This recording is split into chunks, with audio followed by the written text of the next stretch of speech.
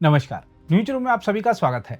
उत्तर प्रदेश के मुख्यमंत्री योगी आदित्यनाथ ने आज हाथरस पहुंचकर भगदड़ वाली घटना के स्थल का जायजा लिया और अस्पताल जाकर घायलों से मुलाकात की।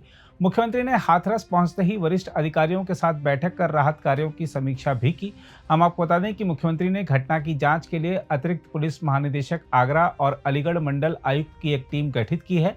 टीम को जांच रिपोर्ट 24 घंटे के भीतर सौंपनी है। मुख्यमंत्री ने इस घटना के बाद कहा था कि हमारी सरकार इस घटना की तह में जाकर साजिशकर्ताओं और जिम्मेदारों को उचित सजा देने का काम करेगी। राज्य सरकार इस पूरी घटना की जांच करा रही है। हम इसकी तह में जाएंगे और देखेंगे कि यह हादसा है या साजिश। उन्होंने कहा था कि सरकार इस मामले में पहले से संवेदनशील है और किसी भी दोषी को बख्शा नहीं जाएगा। हम आपको बता दें कि मंगलवार को हुई भगदड़ की घटना में अब तक 121 लोगों की मौत की खबर है।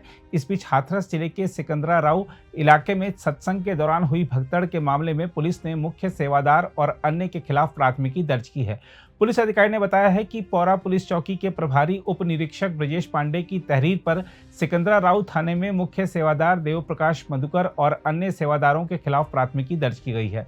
उन्होंने बताया कि भारतीय न्याय संहिता की धारा 105 गैर इरादतन हत्या, 110 यानी गैर इरादतन हत्या करने का प्रयास, 126 तो यानी गलत तरीके से रोकना, 223 यानी लोक सेवक द्वारा जारी आदेश की अवज्ञा, 238 यानी साक्ष्यों को मिटाना के तहत मुकदमा दर्ज किया गया है। तहरीर में कहा गया है कि आयोजकों ने पिछले कार्यक्रमों में पहुंची लाखों लोगों की भीड़ की स्थिति को छिपाते हुए इस बार 80,000 अनुयायियों के इकट्ठा होने की बात प्रशासन को बताई थी।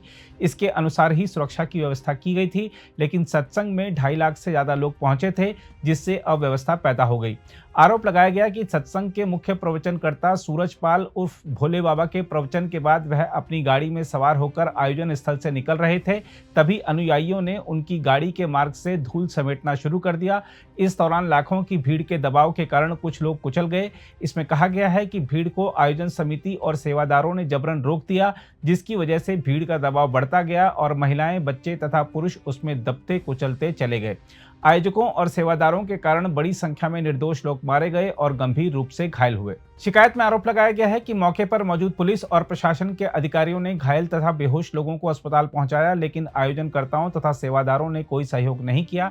कार्यक्रम स्थल पर यातायात नियंत्रण संबंधी अनुमति की शर्तों का पालन नहीं किया गया। आयोजनकर्ताओं ने मौके पर छूटे लोगों के सामान, कपड़े और जूते चप्पल को उठाकर पास के ही खेत में फेंक कर साक्ष्य मिटाए।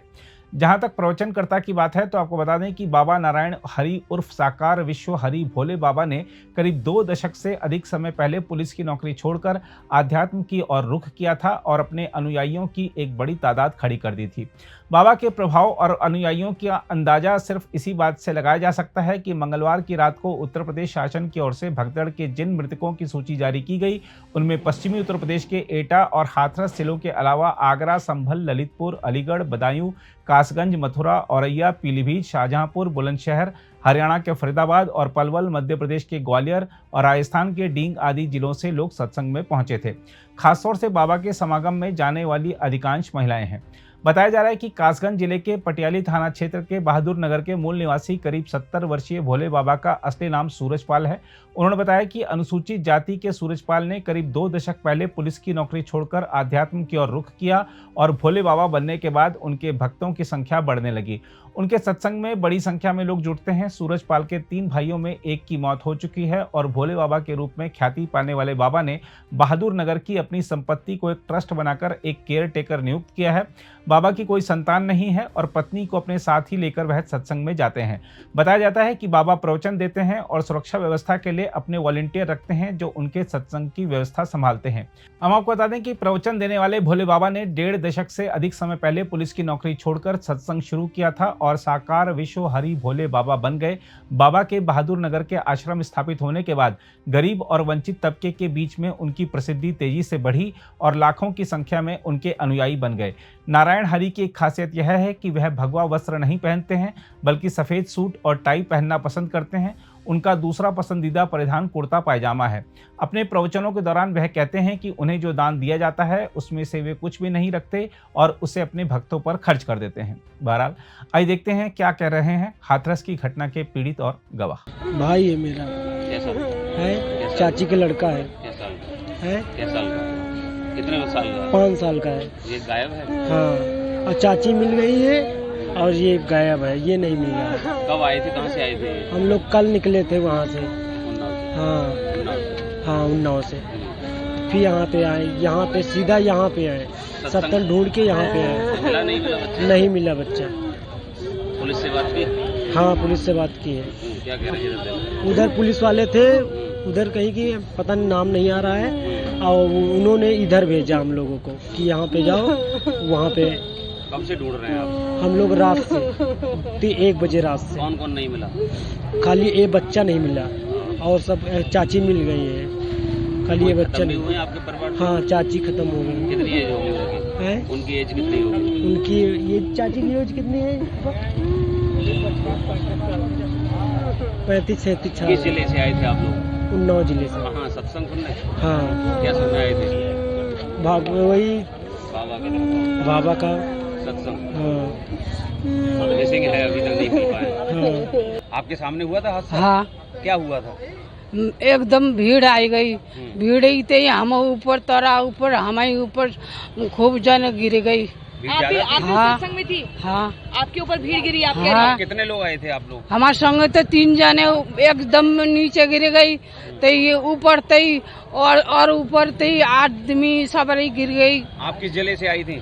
हम जेले थे, जे हाथरस ते गई। आपका बेटा भी इस अस्पताल में भर्ती है? हाँ, या नहीं, अब इस दुनिया में नहीं नहीं बचा? नहीं।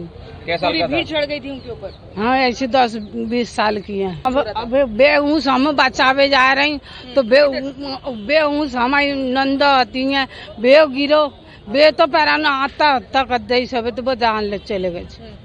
इस बाबा की सत्संग में आप कब से जा रहे हैं? हाँ, हमारे 3 साल हो गए। 3 साल हो गए। कल भीड़ ज्यादा थी क्या? हाँ। व्यवस्था नहीं थी? नहीं, क्या हुआ था? एकदम में जैसे बाबा उठ गई तैसे एकदम में भीड़ लगी, तो भीड़ ते ही चले गई। क्या वहाँ पर पुलिस ने आपको रोका नहीं, किसी ने भी नहीं, आगे जाने से? नहीं, हाँ, नहीं, नहीं रोका। नहीं। सत्संग वाले बहन अब रुक। कितने लोग घायल हैं आपके परिवार से? हमारे परिवार से वहाँ 4-5 जने तो अभी ज्यादा से। घायल हैं? हाँ, और अभी घायल इलाज चल रहा है। हाँ। कोई और ऐसा- बेटा नहीं बचा आपका? ना, हाँ, नहीं, बाबा की क्या सब पैर छूने के लिए जा रहे थे? उस गुरु के नहीं, जो नहीं, प्रवचन नहीं। दे रहा था? जैसे लिखा रहे हमारे लोग घरे आवे करो, तो ऐसे ही हादसा हुआ। मेरे पिताजी दीदी आए थे। कोई एक्सपायर भी हो गया? दीदी बड़ी कितनी उम्र होगी उनकी? 35 साल। तो क्या बाबा ने इंतजाम किए थे, व्यवस्था थी वहाँ पे सुनने की? भीड़ थी ऐसी। कौन जिम्मेदार मानते हो? कौन है जिम्मेदार इसका? बाबा। अगर आप भी लेना चाहते हैं देश दुनिया की तमाम जानकारी तो आज ही सब्सक्राइब करें हमारे चैनल को। साथ ही नीचे दिए बेल आइकन को जरूर दबाएं ताकि हर अपडेट आप तक पहुंच सके।